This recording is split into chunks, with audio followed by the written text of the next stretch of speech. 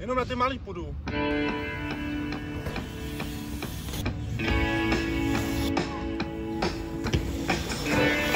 Ahoj, vítám vás u nového videa. V dnešním videu jedeme se podívat do skateparku a na dirty tady v Malaze, přímo skoro v centru. A zodpovíme si nějaké otázky, které jste mi pokládali na Instagramu, takže mě nezapomeňte tam sledovat, tady máte můj Instagram, takže chci tam nějaký followy, to je jedno. A užijte si video.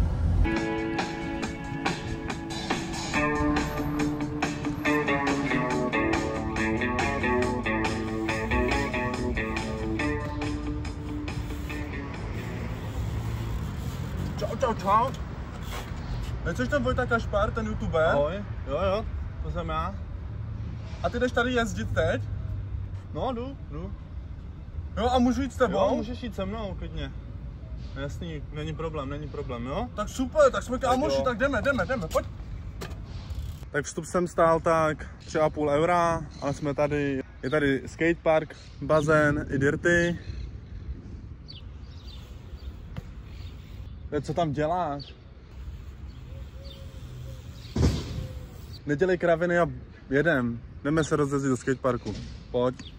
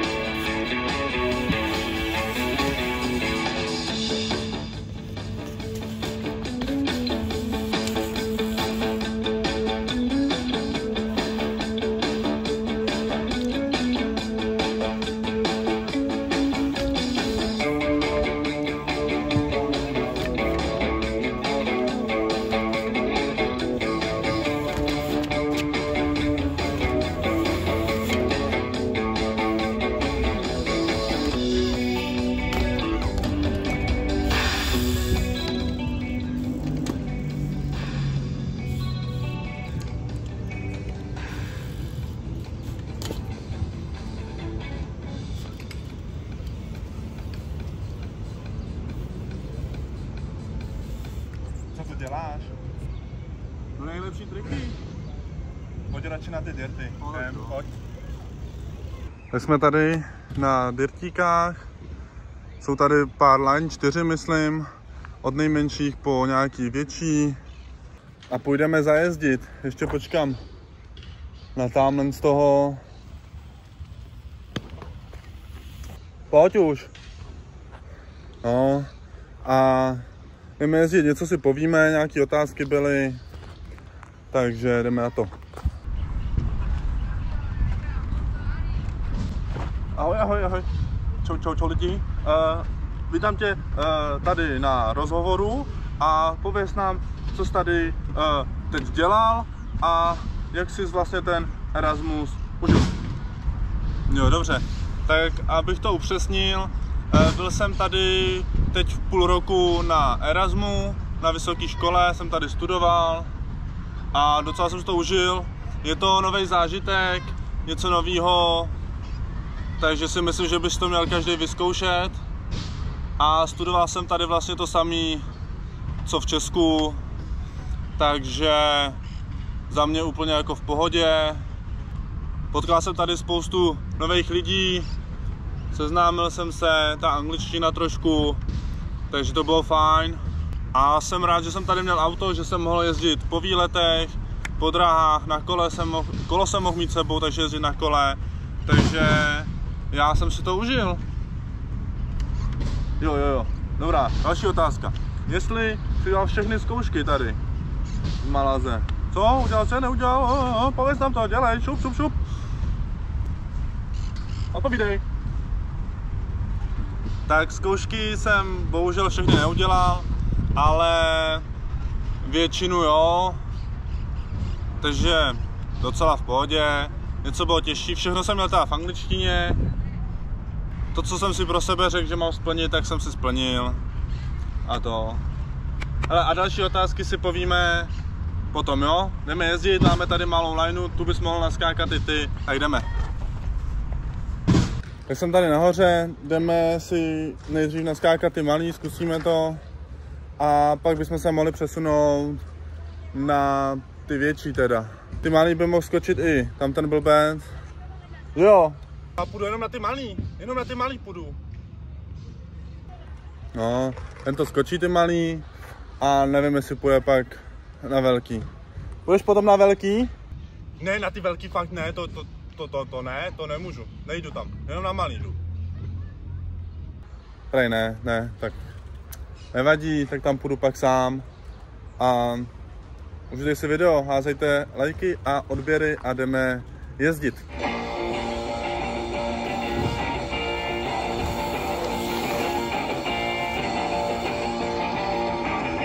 OK teda, dobře, tak já jdu teda zkusit teď ty malý, nejmenší a snad mi to nějak půjde a když tak zkusíme i ty o maličko větší, ale uvidíme, takže, ale ty asi bojím se. No, uvidíme, držte palce. Já jedu moc pomalu jedu.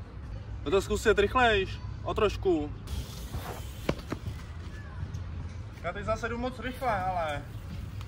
Tak teď trošku pomalejš a už to odlep, jo? Dobře, jak já to zkusím už teda.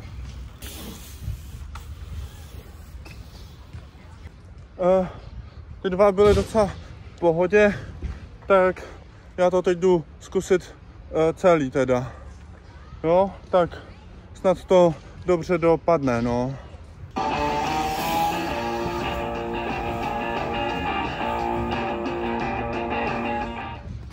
Tak já jsem to dal úplně, to bylo úplně super, tak já půjdu zkusit i ty větší trošičku, ale půjdu na to, jdeme. Tak já to půjdu zkusit a uvidíš, jestli na to budeš chtít tak jo? Tak jo, jdu na to.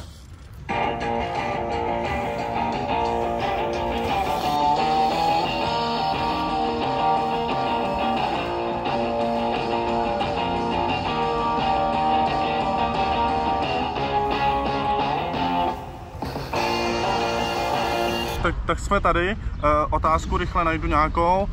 Kdybys měl tu možnost studovat znovu v zahraničí, jak jel bys? A druhá otázka je, kolik peněz tě pobyt ve Španělsku, včetně všech výletů, vyšel? Tak nám to pověz teda.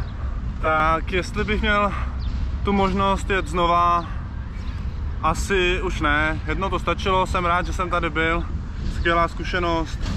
Ale na takovou dlouhou dobu, na půl roku, asi už nemusím. A nakolik mě to vyšlo, nevím. Cesta sem skoro stála 20 000, každý měsíc nějaký ubytování, což je třeba kolem 12 000, plus nějaký výlety, tyhle ty věci. Takže si myslím, že v celku mě to mohlo být třeba na 150 000.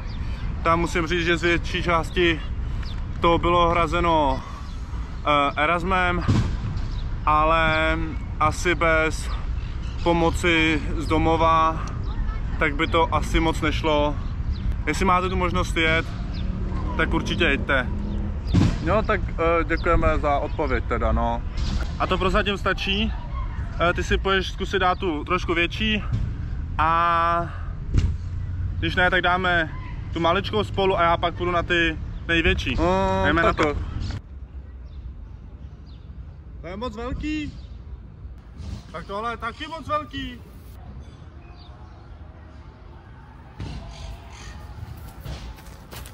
A tohle je zas moc daleký. Na to kašlu. Tak pojď do toho. Ne, nejdu do toho. A proč? Hej, to je úplně hodně, tohoto ne, já se bojím tohodle. Už. Půjdu zkusit ještě jednou ty malý třeba. Tady dáme aspoň ten vláček teda. Pojď, dáme ho spolu, jdeme, pojď.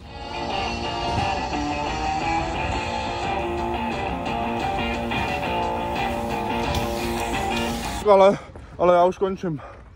To už stačí. A budu se koukat jenom na Vojtu.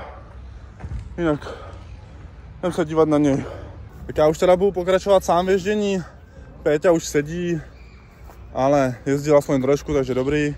A já už jdu tady na ty větší. A tady je první skok, jak je menší, tady se to rozdvojuje.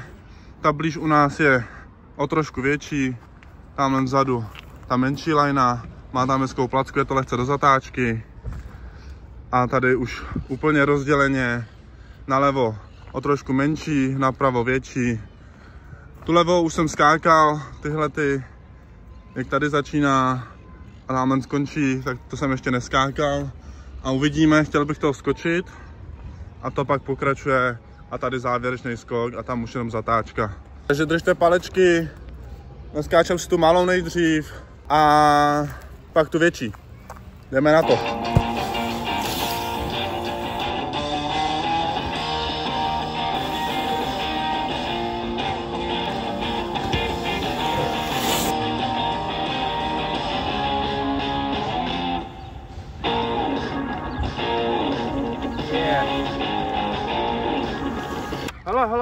Hele, mám otázku. No, povídej. To holky? No, my jdeme radši jezdit. Jdeme zkusit ty největší a uvidíme, snad to půjde. Jdeme na to. Ne, holky řešit nebudem a jdeme to zkusit. Tuhletu lineu jsem ještě neskákal, snad to půjde, už je to trošku větší, tak snad to dobře dopadne. Jdeme to zkusit, zkoušet.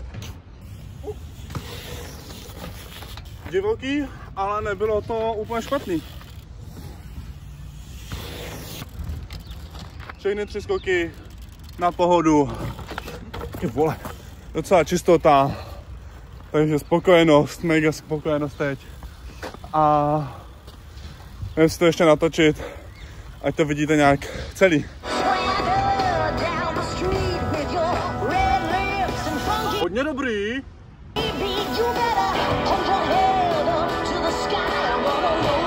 Královno.